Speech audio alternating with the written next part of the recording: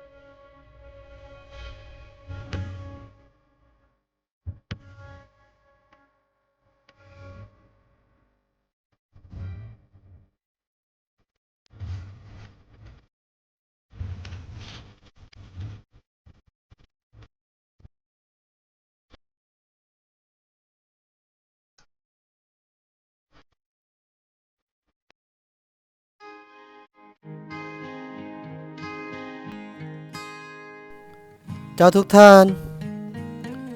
ข้าพเจ้าจะมาอัปเดตข้อมูลเกี่ยวกับการก่อสร้างหอสภาแห่งชาติในห้องประชุมหลังใหม่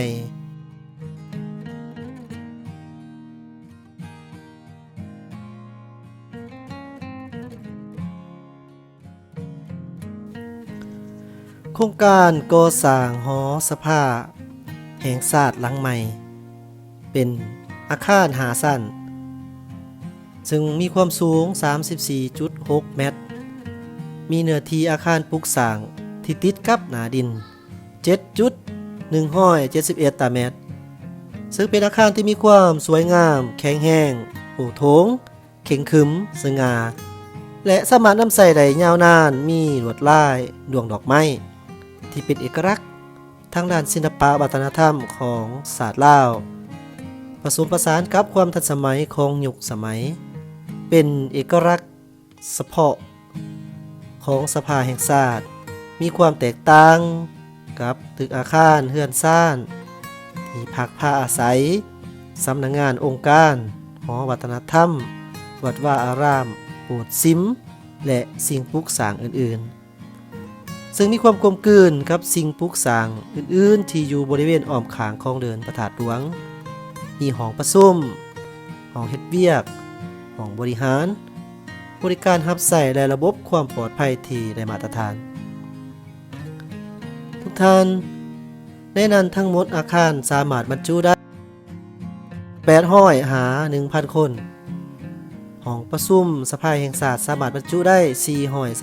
433 คน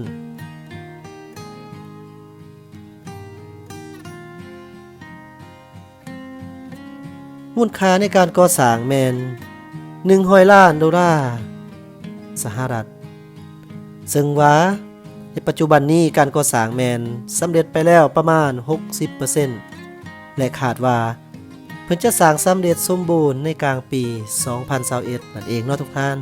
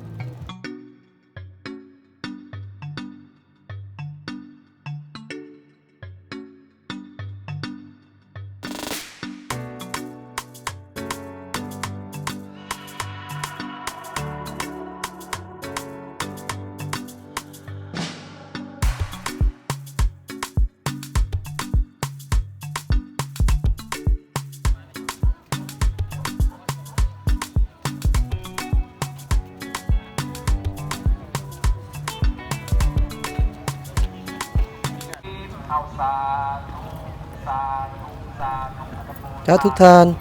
ตอนนี้ข้าพเจ้าสิพาทุกท่านมาเบิ่งพิธีเฉลิมฉลองโครงการก่อสร้างพระเจ้าไสยเศรษฐาธิราชซึ่งเพิ่นจะมีแผนการอัญเชิญไปประดิษฐานอยู่ที่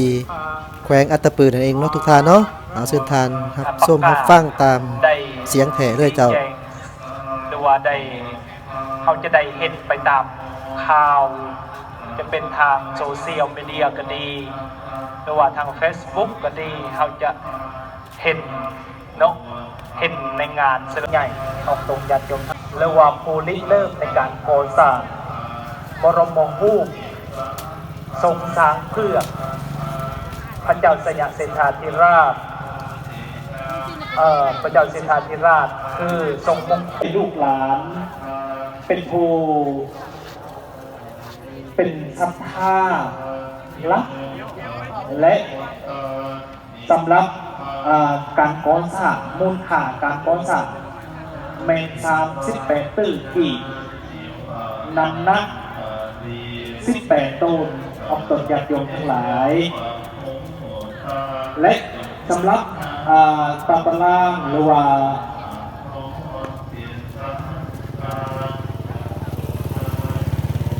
เก่าองค์ครบอายุของพระเจ้าสยามสิทธาธิราชที่หอธรรมสภาวัดพระธาตุหลวงเหนือนครหลวงเวียงจันทร์เป็นอันว่าจบพิธีบำเพ็ญบุญเฉลิมฉลองบรมรูปหล่อสมเด็จพระเจ้าสยามสิทธาธิราชที่นครหลวงเวียงจันทร์และจะมีการเกียมที่จะอัญเชิญเคลื่อนย้ายไปประดิษฐานไว้ที่อนุสาวรีย์บ้านหาดสายข้าวเมืองใส่เสถาแขวงอัตตปือซึ่งผ่านแขวงต่างๆและมีการห่วงบำเพ็ญบุญเฉลิมฉลองในแขวงต่างๆที่ผ่านไปนั้น2020เฉลิมฉลองที่แขวงขมวนในวันที่28กรกฎาคม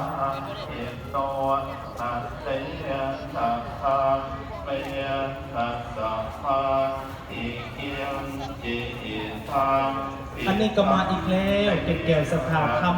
คนหักนำโมทนาในหมู่นี้แม่พิมพ์มักนิวันมาจากบ้านโอโต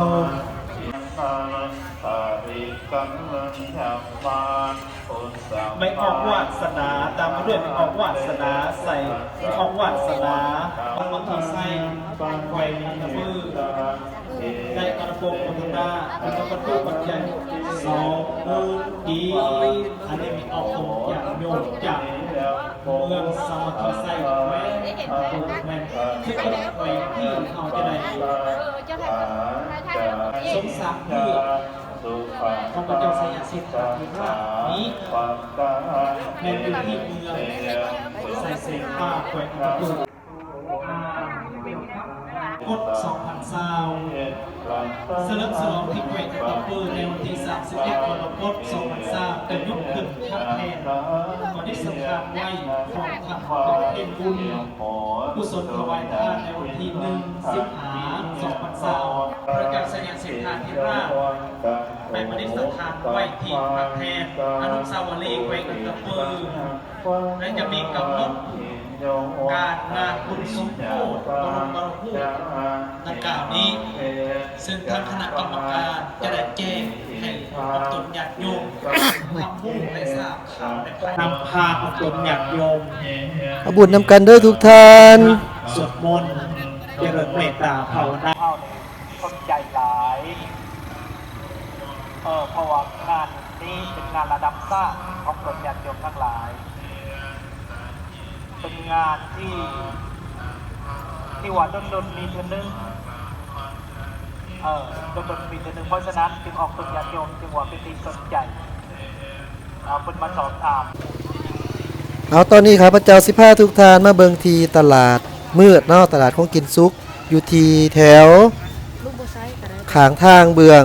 เดินพระธาตุหลวงนั่นเองเนาะทุกท่าน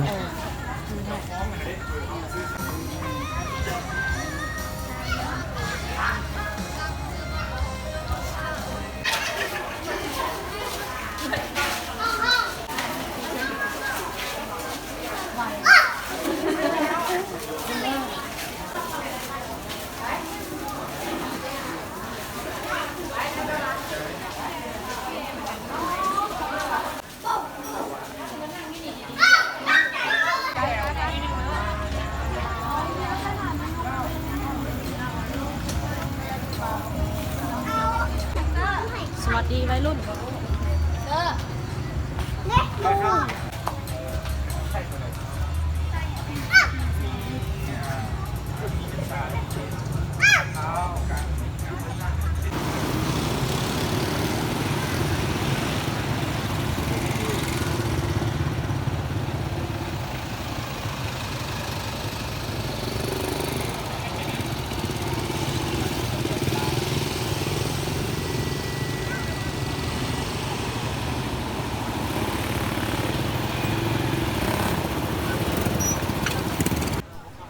เอาละทุกท่านมาหอดตอนนี้ข้าพเจ้าขอขอบคุณขอบใจน้ำทุกท่านได้หลายที่ให้เกียรติในการติดตามรับชมตั้งแต่ต้นจนจบเนาะขอขอบคุณขอบใจทุกท่านที่กดไลค์กดแชร์กด Subscribe ขอบใจทุกแห่งใจที่คอยเป็นกำลังใจให้คิดน้อยตลอดมาสำหรับคลิปนี้สบายดี